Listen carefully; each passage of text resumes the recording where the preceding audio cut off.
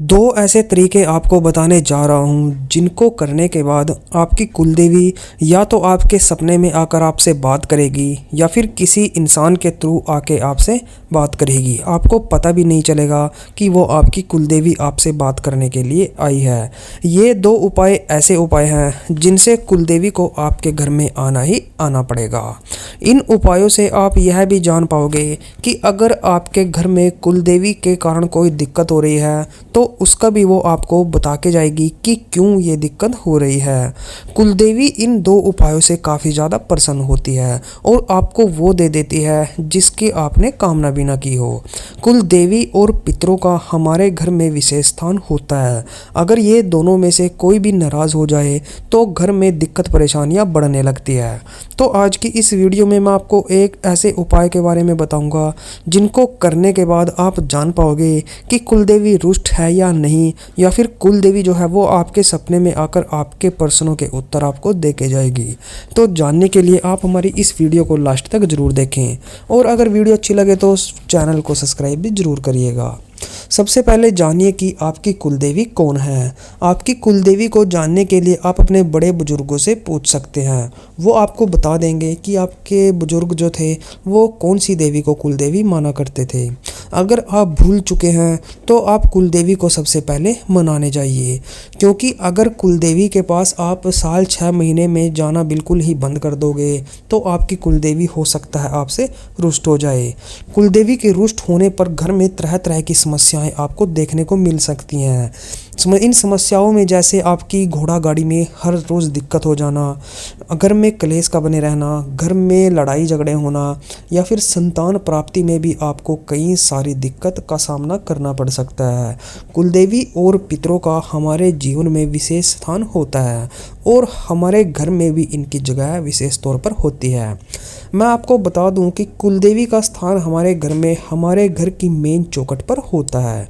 एक साइड में हमारे पितृदेवों का स्थान होता है और एक साइड में कुलदेवी का स्थान होता है।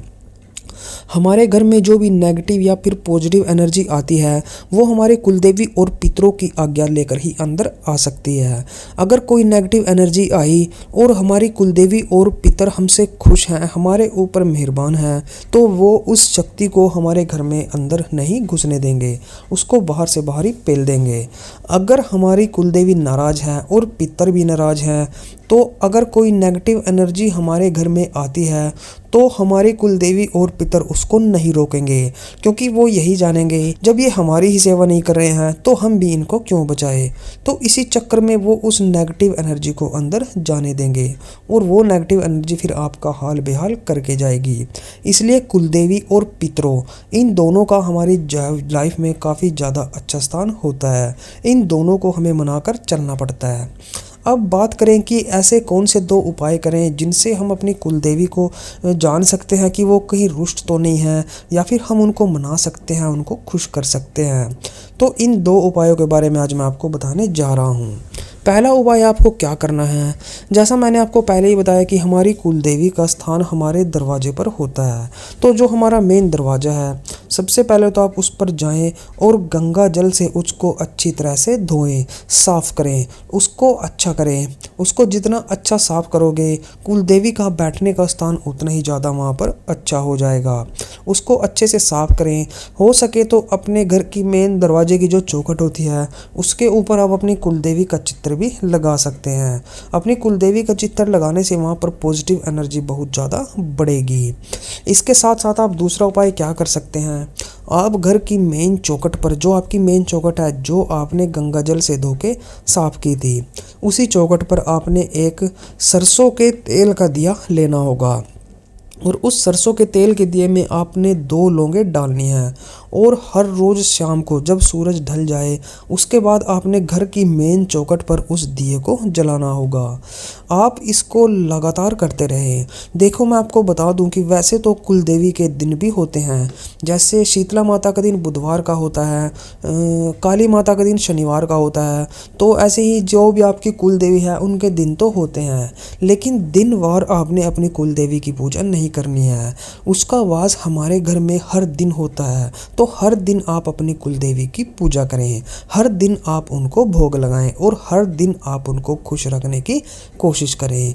देवता जो खुश होते हैं वो हंसने खेलने से खुश नहीं होते। उनको आप छोटे मोटे उपाय करके, उनका मंत्र जाप करके और गरीबों की मदद करके, उनके नाम से कहीं पर गरीबों को दान देकर ही आप खुश कर सकते हो। इसलिए जितना हो सके आप अपनी कुल देवी को दिनों के हिसाब से नहीं बल्कि हर रोज़ खुशी दें, उनका हर रोज़ भोग लगाएं। और ये जो मैंने 2 उपाय बताए हैं, आप इसमें से जो पहला उपाय है गंगाजल वाला, वो तो आप हफ्ते में 1 बार जरूर करते रहें। कुल देवी का स्थान साफ होगा तो वहीं पर देवता वास करते हैं, इसलिए आप ये तो ज़रूर करें। और दिए वाला जो काम है ये आपको शाम को हर रोज़ करना है। सरसों के तेल में आप 2 लौंगे डालकर और हर रोज़ दिया जलाना स्टार्ट कर दे। इससे आपको आपकी ज़िंदगी में इतने गहरे बदलाव देखने को मिलेंगे कि आपने सोचे भी नहीं होंगे। अगर आपको संतान से को लेकर कोई दिक्कत थी तो आपकी संतान आपको पुत्र प्राप्ति की होगी। पुत्र प्राप्ति की कामना वालों को उनकी पुत्र प्राप्ति होगी, क्योंकि अगर ये रुष्ट हो जाए तो घर में जो है वंश को बढ़ाने वाला आपको नहीं देंगे, लड़कियां ही लड़कियां पैदा होनी शुरू हो जाएंगी। इसलिए कुलदेवी और पितरों का विशेष स्थान होता है, इन दोनों को पूज कर आपको चलना पड़ता है। मैं ये नहीं कहता कि आप सिर्फ कुलदेवी की पूजा करें, मैं शुरू से लेकर लास्ट तक यही बोलता आ रहा हूँ कि कुलदेवी और पितरों का जो घर में स्थान होता है वो अहम होता है। इसलिए अगर दिक्कतें फिर भी मतलब ठीक नहीं हो पा रही हैं तो उसके बाद आप ये भी देखें कि कहीं आपके पितर तो आपसे नाराज़ नहीं है। कई बार पितर बंधन में होते हैं या पितर हमारी गलतियों के कारण नाराज़ हो जाते हैं, जैसे हमने उनका अमावस का भोग नहीं निकाला या फिर कोई और भी रीज़न हो सकते हैं। अगर हमने उनको स्थान नहीं दिया है तो तब भी घर में दिक्कत आ सकती है। तो आपको अपने पितरों का भी देखना है कि कहीं हमारे पितर तो कोई गड़बड़ नहीं कर रहे हैं। बाकी कुलदेवी के जो मैंने आपको ये 2 उपाय बताए हैं, आप इन उपायों को करते रहिए। आपके घर में जो जो प्रॉब्लम थी वो एक एक करके सोल्व होती चली जाएगी, आपको पता भी नहीं चलेगा और आपके घर की सारी दिक्कतों को आपकी कुलदेवी ठीक करती चली जाएगी। कुलदेवी को हमेशा ही उच्च माना जाता है। अगर हो सके, जैसे अगर आपकी कुलदेवी शाकुंभला देवी है, जो उदाहरण के तौर पर मैं आपको अपना एग्जाम्पल लेके बताता हूँ। हमारी कुलदेवी शाकुंभला देवी है तो वो हमसे लगभग 80 से 85 किलोमीटर दूर पड़ती है। तो हम क्या करते हैं, 6 महीने में 1 बार वहाँ पर जरूर जाकर आते हैं और यहीं से घर से ही मतलब हलवा पूरी का प्रसाद लेके जाते हैं और वहाँ पर जाकर उनको अर्पण करते हैं। उनसे प्रार्थना करते हैं कि हे माँ शाकुंभरी, कृपा करके हमारे घर में जो भी दिक्कत बनी हुई है उसको ठीक करें। जो भी हमसे बनता है वो हम आपके लिए ज़रूर करेंगे।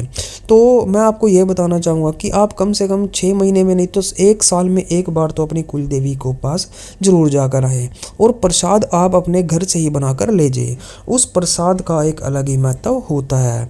इसलिए मैं यही कहूँगा कि कुल देवी के पास आप ज़रूर जाएं। इससे भी जो है आपको घर में काफ़ी पॉजिटिव एनर्जी बनी रहेगी। जी हाँ, और वीडियो अच्छी लगे वीडियो को अभी से लाइक कर दें और हमारे चैनल को सब्सक्राइब कर दें।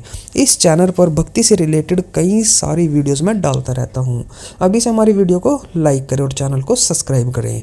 मिलते हैं हमारी एक और न्यू वीडियो के साथ, तब तक के लिए ओम नमः शिवाय, ओम नमः शिवाय।